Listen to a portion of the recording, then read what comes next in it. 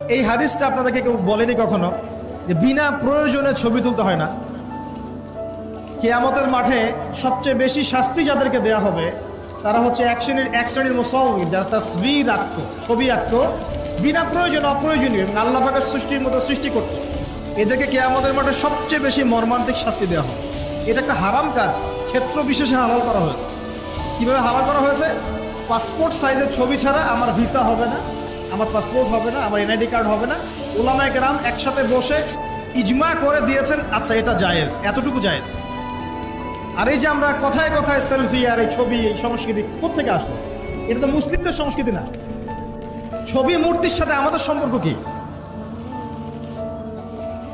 পিতার ছবিটা সুন্দর করে ঘরের মধ্যে লটকায় রাখছেন মালা দিয়ে, একদম কি বুঝাতে যাচ্ছেন আপনি? আপনি নেককার সন্তান, অথচ পিতার জন্য কোনো দোয়া নাই আপনার মনে। দাঁড়ান দাঁড়ান